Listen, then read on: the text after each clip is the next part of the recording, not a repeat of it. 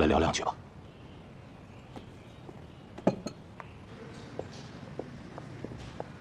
今天已经是第7天了，你们做家属的最好有个准备。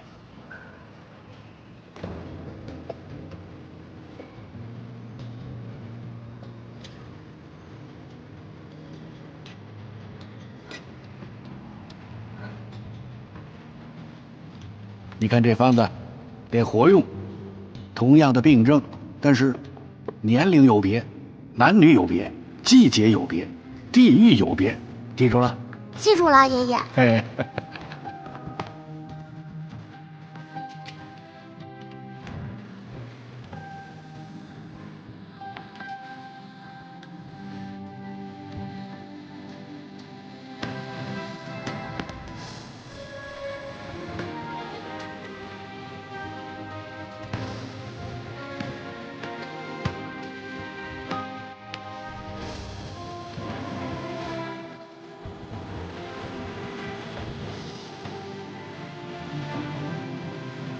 我打算用西方的药学理论对传统验方进行改造和提升。如果我们有西方药学理论及他们的制药技术，那肯定能够比从前更发扬光大。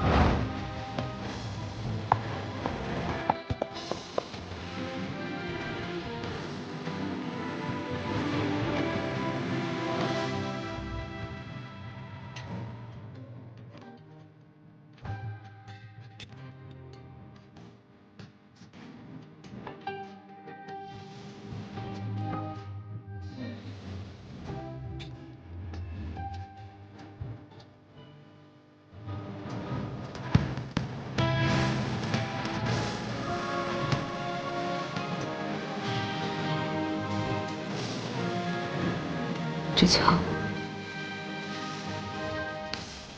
万灵丹吗？是化瘀止血，活血止痛，解毒消肿，镇静开窍的神物。我按照爷爷的教导，把方子做了微调。我也按照你说的，简述程序，改进了制作的工艺。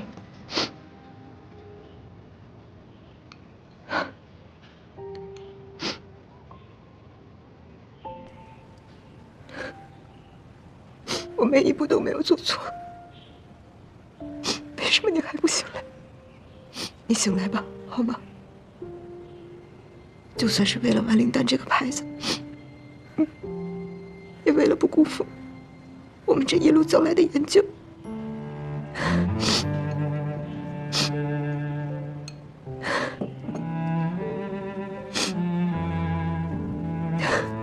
温志强，你不是说你想把温氏大药房做成上海第一的大药房吗？你要再这样躺着，别说第一了，连倒数第一你都做不成，甚至连温氏大药房的招牌都不复存在了。你要不甘心就快起来。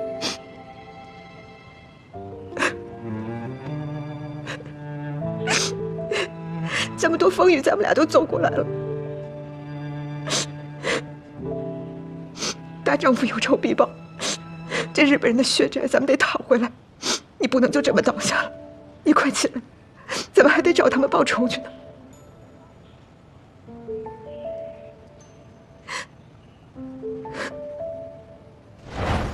这是山有木兮木有枝。你一定要逼我把这些话说出来，好吧？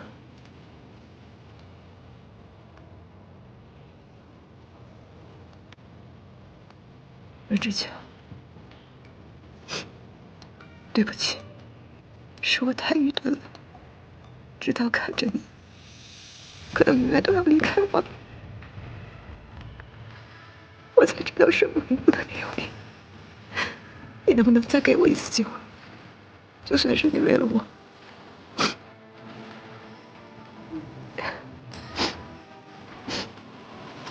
我失去的东西太多了，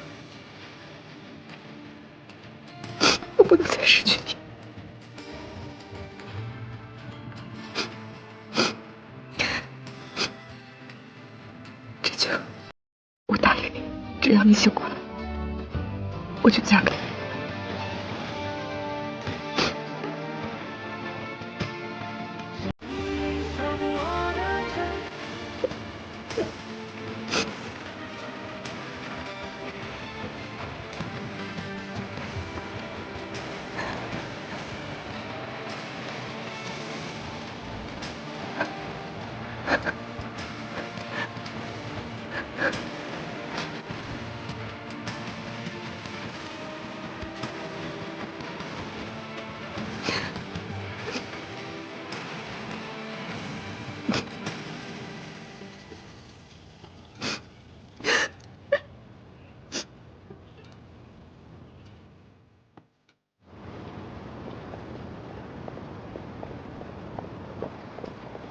让我歇会儿吧。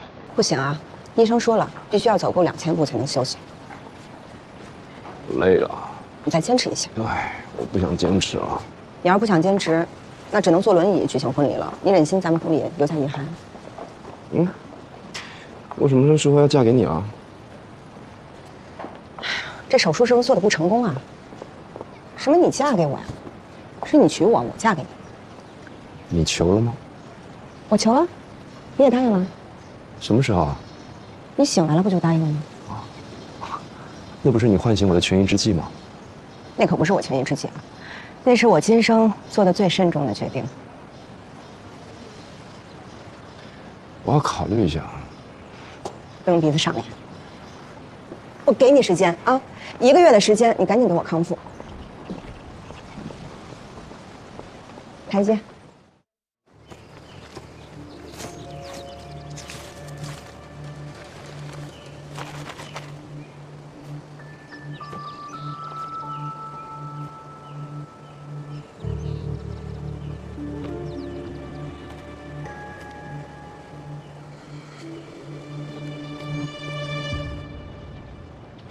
国事艰难，他们打算一切从简了，但是仪式还是要有的。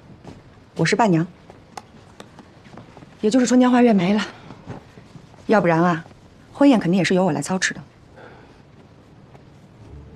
终于还是忘了夏珠。我觉得，韶华重新开始了，夏初知道了肯定会为他高兴的。现在唯一记得夏珠的，只有我了。时间真是快啊，这一晃眼，5年都过去了，韶华也该重新开始了。终于还是跟文之秋在一块儿了。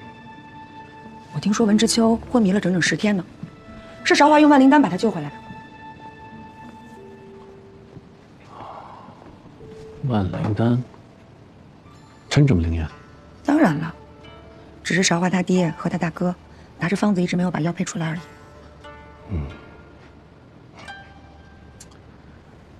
那真是可惜了。哎呀，您2位算是来对了。我们老板呀，以前是洋服店做经理的，那手艺顶呱呱，一定包您满意。那做一套西服需要多长时间啊？至少3个月。哟，这么久啊？哎，主要是等面料，我们这儿的面料可全都是进口的。您2位也是赶巧了，这南京政府刚刚跟日本人签订了停战协议，这通航啊刚刚恢复，要不然还真就是想要也没有啊。哎，你们这有没有现成的成衣啊？现成的，哎，您稍等，我帮您查一下。哎，还真就有一套。之前有位客人呢，一看要打仗就跑回欧洲去了，他身材倒是跟您相仿。您要是感兴趣的话，不如先试试这套。试试吧。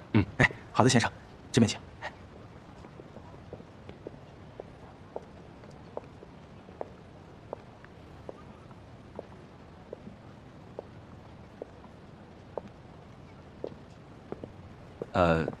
楚小姐，哎，你还记得我吗？楚小姐，哎，要不要试一下这套旗袍？试一下吧，还没见你穿过红色的旗袍。是您呐？您真是一点都没变呢。这是您的店吗？哦，对对，这个现在是我的。哎呀，太好了，您都当老板了，恭喜恭喜啊！谢谢，一盘小生意。之前您和夏先生的事，我后来也听说了。林先生。啊，是。看到你有现在的新生活，真的为你高兴。谢谢。我觉得我们还是挺有缘分的。您先生我好像之前也见过。是吗？那天就是他把夏先生叫走的。夏先生，这是您的账单，请过目。好。先生您好，请问需要买点什么？我朋友。啊，好，那我去倒2杯茶。谢谢。啊。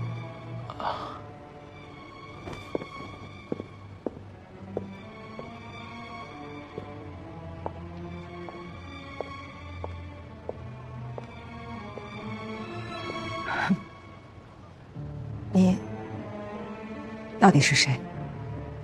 是吧？我也觉得不合适。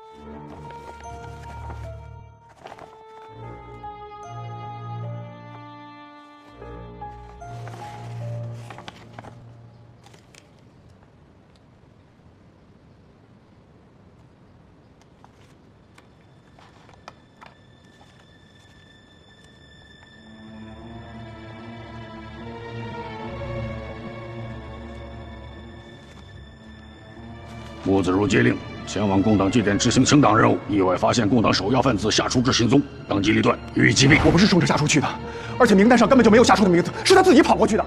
那天就是他把夏先生叫走的。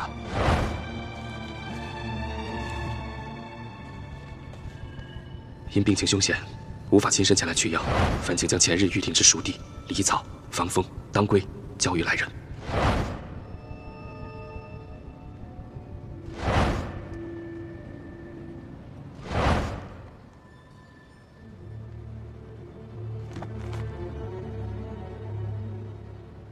副经理好。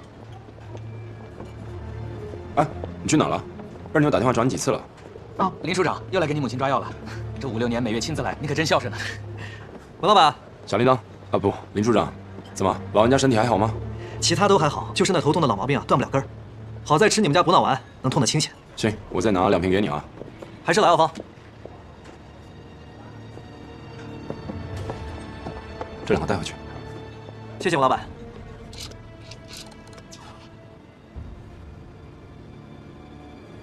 喂，二牛，是我。哎呦，韶华，我都找你半天了，你婚礼宾客名单定了吗？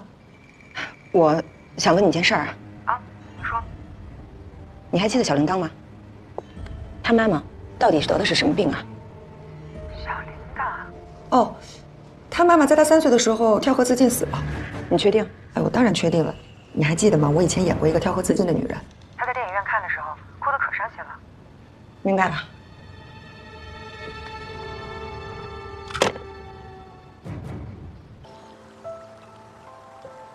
宋平，你出来吧。我知道你一直在跟着我。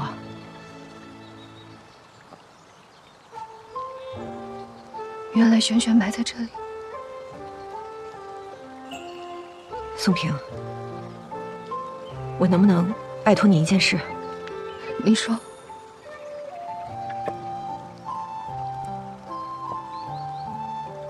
我以后不在这儿的时候，你能不能替我多来看看璇璇，陪她说说话？虽然这儿有山有水，有小草有小花陪着她，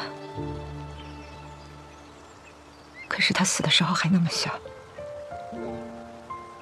我怕她一个人寂寞。我还记得那时候，萱萱除了我，她最喜欢的人就是你。我有的时候还因为她写字偷懒打她手心呢。可你从来都没有打过她，还总是偷偷的给她塞好吃的。是，你怕她牙齿坏，不让她吃糖，她就偷偷来找我。她知道我一定会给她的。她也最喜欢我抱着她，她还总说小婶的怀里最温暖，最舒服了。轩也最爱吃你做的饭。其实我做的没有你做的好吃，但偏偏我们轩轩喜欢。可惜了，轩轩再吃不到你做的饭。可惜了。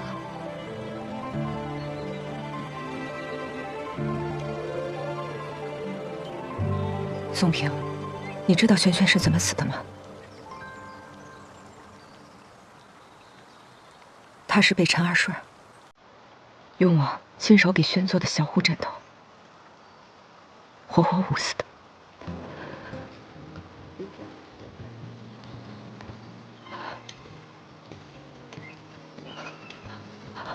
陈二顺已经死了，但是没有人知道他是怎么死的，也不知道他死有余辜，更是有些人还以为他死得很冤，所以我不甘心，轩轩也不甘心。宋平，宋平，你能不能帮帮我们娘俩？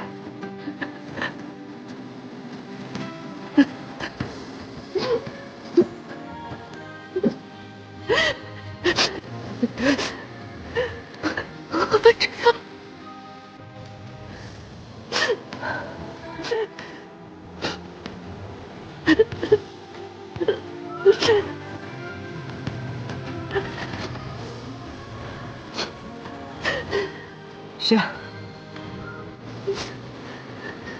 娘明天呢，就又要回上海了。我以后再来看你啊，轩。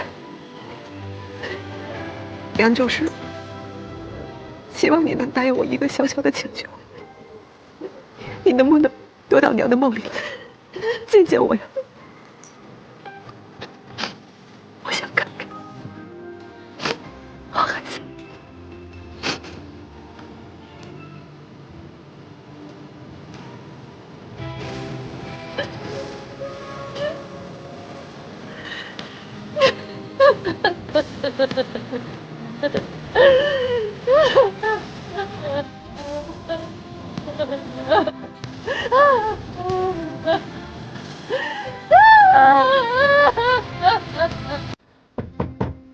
请问宋平在家吗？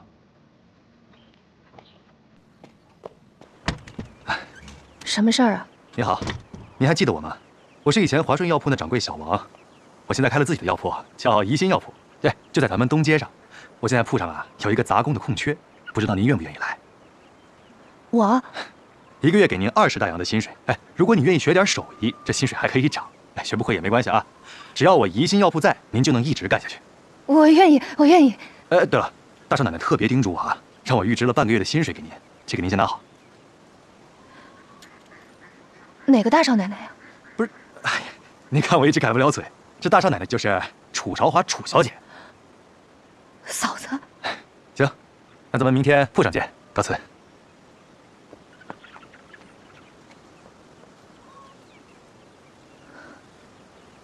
张婶儿，张婶儿，张婶儿。啊，张叔，宋平，你吃过没有啊？你快吃点啊！吃过了，吃过了。张婶儿，张叔，有个好事情跟你们说，我找到新工作了，在怡心药铺，就在东街，1个月给20块大洋。从今往后，我有钱交房租了。啊，这是这个月的房租。这个我们不能要。要的，要的。这么多年你们都没有收过我房租，我这心里我一直，哎呀，我这脑子我说不出来，但我就是这么个意思。我现在能赚到钱了，这要还不给房租，我这成什么人了？哎，宋平啊，是这样的，这么多年呢，不是我们不收你房租，而是另外有人呢帮你交房租。啊？谁呀？具体是谁呀？我们也不知道。反正上海有一位楚小姐，每半年呢会把你那个房租啊汇给我们。嫂子。哎，宋平，怎么了这孩子？法官大人，经核查，楚朝忠的口供与血案现场的勘查报告十分吻合，而楚朝忠本人对杀人事实也供认不讳。我方恳请法院对楚朝忠给予严惩，方能整肃社会风气，凸显法律威严。来的火车晚点了，还来得及吗？来得及。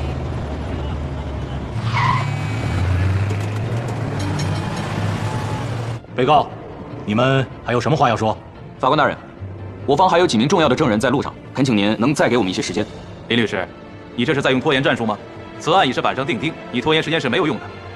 法官大人，此案关乎于3条人命，恳请您再给我们一些时间。给你10分钟，如果证人还不到，我们就进入宣判程序。志秋，还能不能再快一点？左右。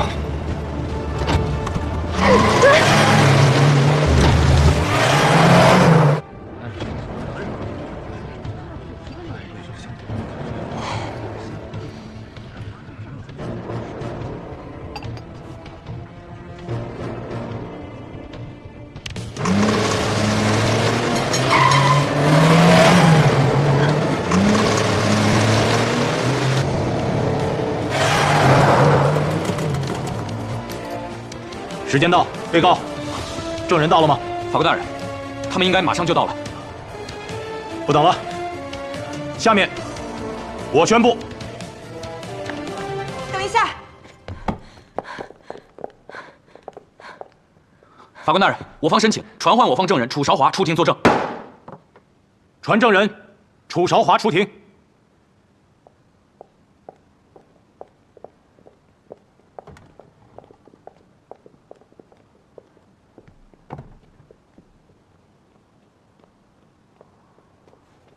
楚韶华，血案发生的当晚，你是否在现场？我在。那你是否亲眼看到了这位楚韶忠杀人的过程？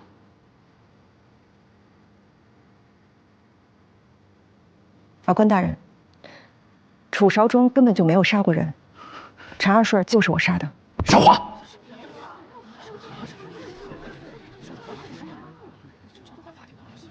肃静，肃静。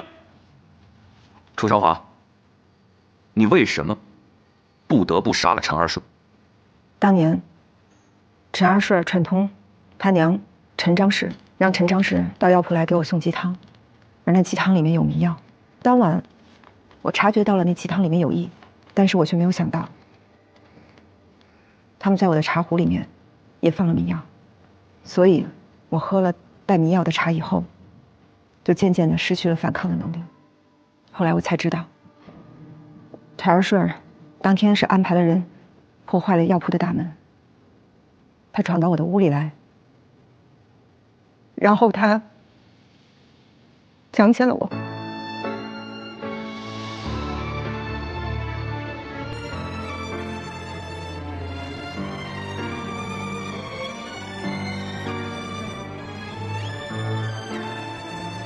没有真的捂死了我唯一的孩子陈轩。在之后，我就渐渐的恢复了我的意识，因为同是爱女，我就用药铺的裁纸刀杀死了陈二顺。没过多久，陈张氏来了，再之后，土匪也来了，再之后的事情，你们大家也就都知道了。陈二顺如此丧尽天良，他为什么要这么做？自从当年我的丈夫陈大顺去世，还有我的公公走了以后，整个陈家都是靠我一个人在支撑的。在案发当前，我遇到了跟我情投意合的人，我打算带着我的女儿陈轩嫁给他，然后跟随着他一起去法兰西。而这件事情被陈张氏知道了，他不甘心吧，不甘心失去我这个摇钱树，他也不愿意失去自己的孙女陈轩。而陈二顺，在我丈夫在世的时候，他就对我图谋不轨，多次对我动手动脚。所以，那个时候他们两个人就密谋，用收继婚的这个主意来留住我。楚韶华，以上你陈述的全部事实，可有证人证据？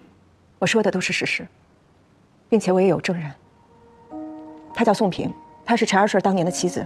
宋平亲眼目睹了陈二顺和陈张氏商量、定计以及实施下药的全部过程。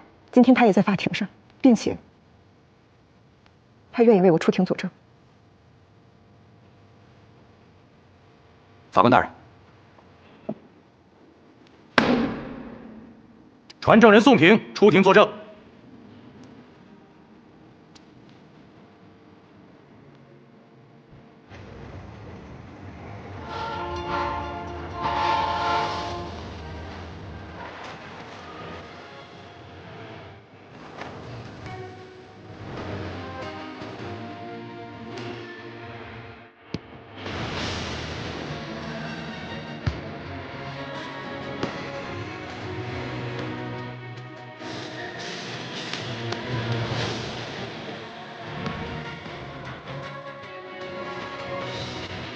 轩，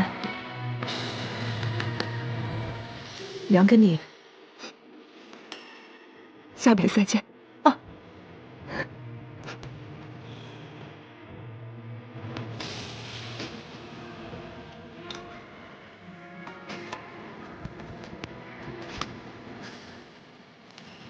我觉得韶华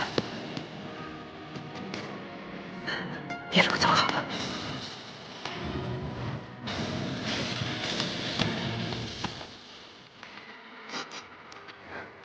韶华，我们继续。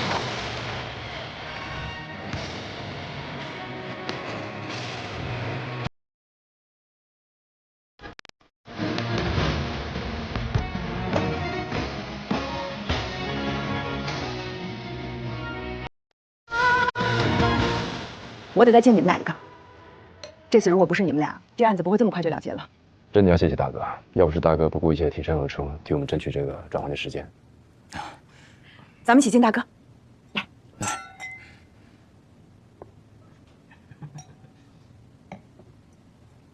韶华呢？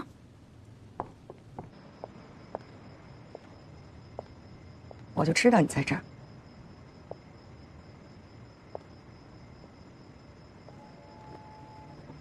怎么了？过去的一切，终于可以彻底放下了，你不高兴？是啊，仇报了，案子也结了，但就是挺遗憾的。一切失去的，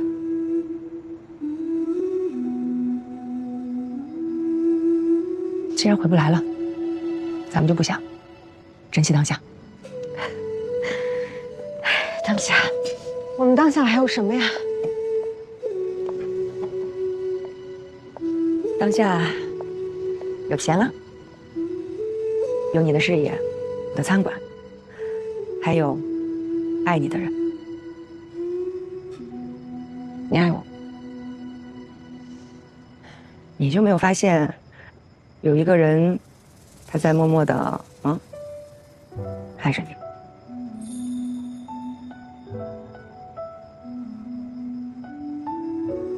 他。小白，小白来啦！好好想想，穆子如之前不顾金先生的政治前途，接下买凶杀人的生意，就已经让金先生十分不满了。而这次又因为鸦片案得罪了财政部，他从中私吞了100多万。就算是金先生再大度，他也不可能再把他留下来了。更何况金先生本来也不是什么大度的人。现在南京政府的各部门都在想着捞钱，都在走私鸦片，互相攻坚。与其说穆子如是死在金先生手下，不如说他是死于这场内斗啊。这穆子如的手下也是功不可没呀。其实也要谢谢夏老板，是你先查出宋子文是幕后的主使，还提供了我们人手，我们才能执行这样的计划。哎呀，咱们都功不可没。来，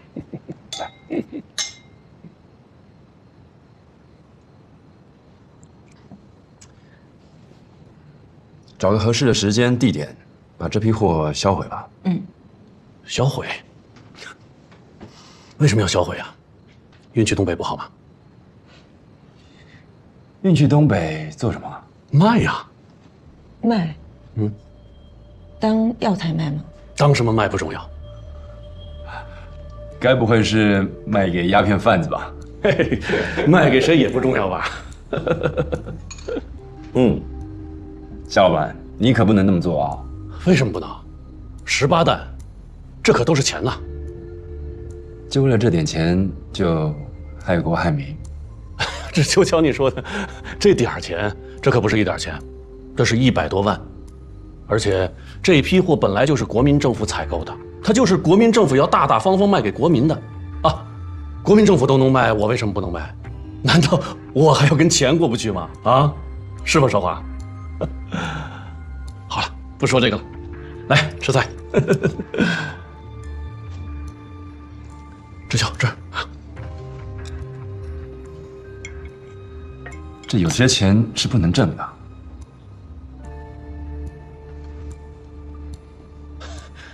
我倒是觉得，一个优秀的商人必须什么钱都挣。夏老板，如果你真把我当兄弟，这次听我的。志秋，什么事儿我都能听你的，但是钱这事儿，你还必须听我的。这计划是我们想出来的，也是我去执行的。这批货交给我们处理吧。志秋，刚才你也说了，这个计划没有我是实施不了的，所以我也有一份吧。行，那这样吧，你的那份我折成钱还给你。那这样，你那份我卖了货多分你1成。夏老板，你这么说我们就很难当兄弟了。志秋，你要这么说，那抱歉了，货已经装船了。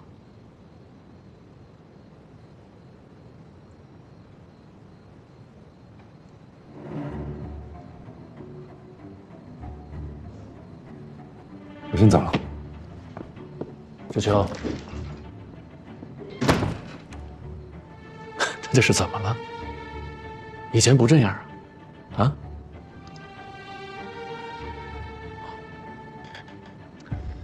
少华，哎，怪我啊，没跟你们商量一下。这次算我的失误，下不为例，好吗？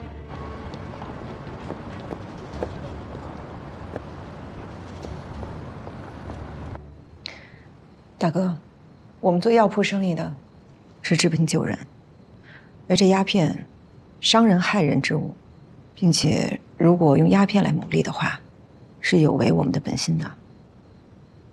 是，你说的有道理。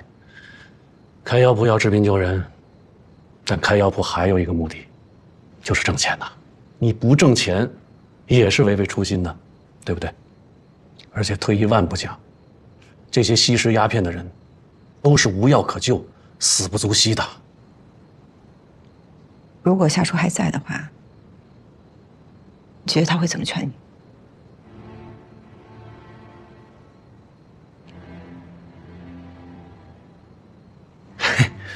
好了，少华，不说这些，不说这些。那个，什么时候来菊景堂报道啊？我考虑好了，夏老板，我还是会留在文氏大药房。为什么？因为我觉得我和文哲秋在一起更合拍吧。不好意思啊，我也有点急事儿，要赶紧先去忙，就先走一步了。少华，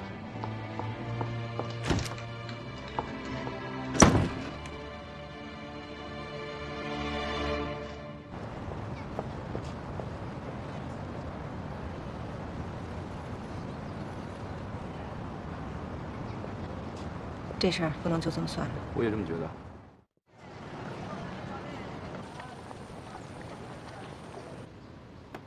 你的好，谢谢。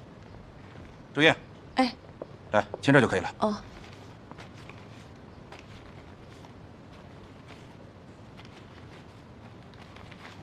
哎，这个可不能看。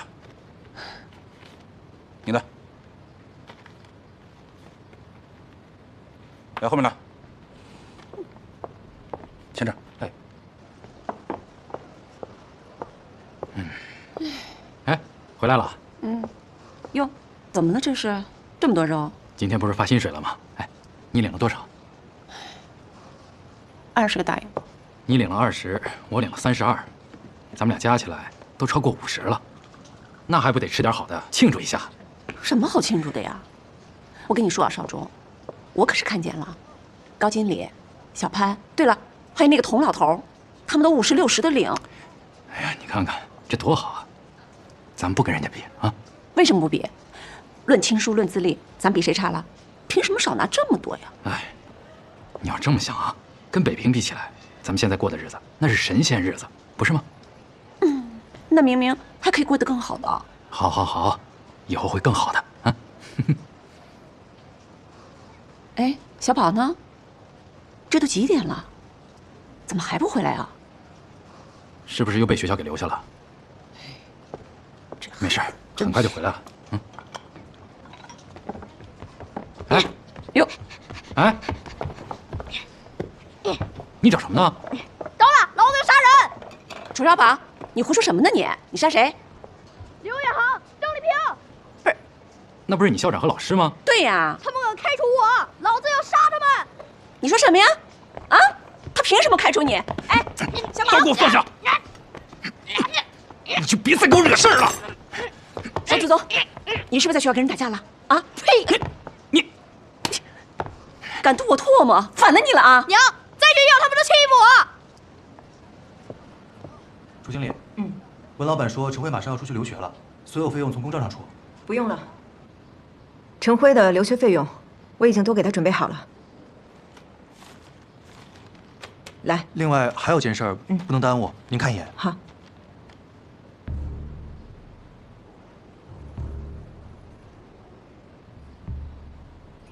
我来处理吧。还有吗？没有了。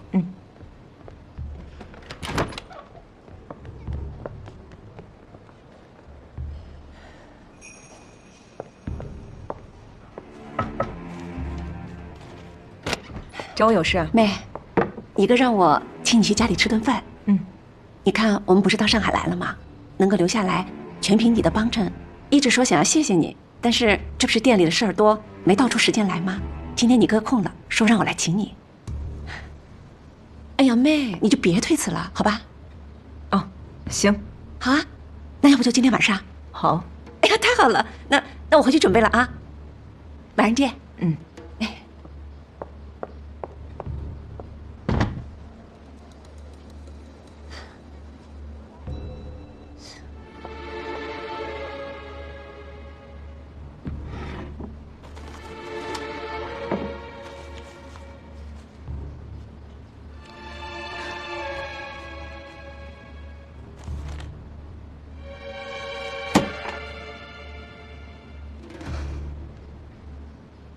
都好吗？就那样。不过生意还是很让人欣慰的。春江花月因为韶华出了几个主意，有起色了。听说你们恢复从前了，挺好的。你呢？我怎么了？还是单身吗？二妞，我们不适合啊。你想什么呢，文之秋？我二妞再缺，我也不能找朋友的男人啊。我是想问你，要不要继续把韶华追回来？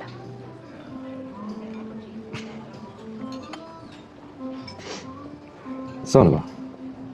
为什么算了？你不爱他了？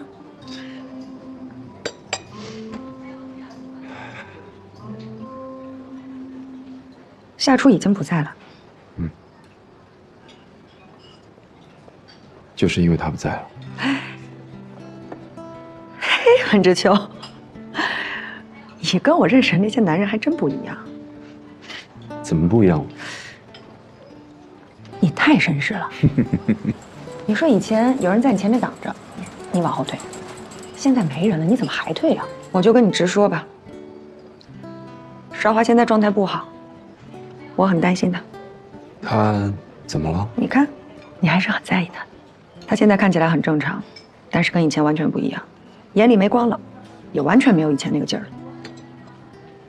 所以，如果你真的在意她的话，咱们就一起努力，把以前的韶华找回来。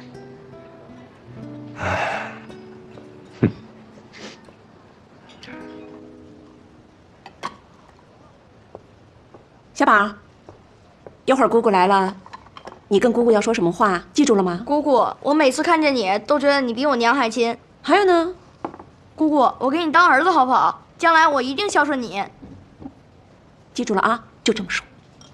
我觉得你啊，就别白费心思了。韶华要想要个儿子的话，人家自己不会生一个吗？他那孤寡的命，生得出儿子吗？说什么话呢？小宝，不许偷吃！你给我放下！你听没听见？嘿，你给我站住！哎呀，没长眼啊！哎，你怎么跟姑姑说话的？怎么跟姑姑说话的？韶华，怎么跟姑姑说话的？来，你给我坐下！行了，别闹了，韶华都来了。哎，韶华，妹，你快坐啊！来，坐，我坐下。这么大一块掉地上。好久不见，小宝又长个儿了。嗨，长个不长心。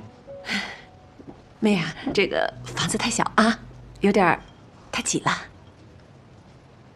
小宝，你不说想姑姑的吗？姑姑来了。姑姑，我每次看到你，总觉得你比我娘还亲。是吗？是啊，成天就念着想姑姑，想姑姑，姑姑肯定也想他，是吧，小宝？姑姑，我当你儿子好不好？将来我一定孝顺你。看这孩子还想给姑姑当儿子，不要娘啦？小宝，你如果想当我的儿子的话，那以后你门门功课都给考100分，而且还给品学兼优，你做得到吗？啊？那还是算了吧。小宝，你没听见吗？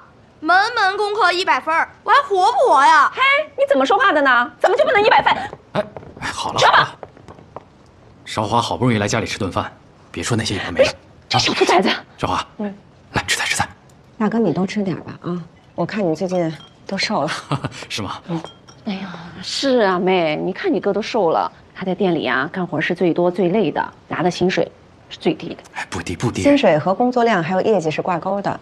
大哥干多少拿多少，应该还好吧？还好，哎呀，妹，这是你亲哥哥，你就给照顾着点呗。在生活上呢，我是可以照顾大哥的，但是在工作上，如果坏了药铺的规矩的话，那是要出大问题的。哎，啊，对啊，你刚才说到生活了，妹，我跟你说，小宝让学校给开除了。为什么？你说男孩子嘛，好一点，打个架，那肯定是难免磕着碰着了，好嘛，这校长不依不饶的，不让小宝给念了。韶华，能不能你跟学校那边说一说，再给小宝一次机会？这个，哎呀，妹，咱不求他了，咱们转学。我觉得那个圣方济挺好的，咱们上那儿念。圣方济的学费，你知道1年要多少钱吗？那再贵也贵不过出国留学吧。其实不管是圣方济还是出国留学，只要是小宝的成绩够的话，我都是支持的。不过我看他现在这个样子，也是不想继续读书了吧？我现在头疼的就是这件事情，他就是不爱读书，感觉不是读书的料。那如果这样的话，还不如去学门手艺算了，也是个出路啊。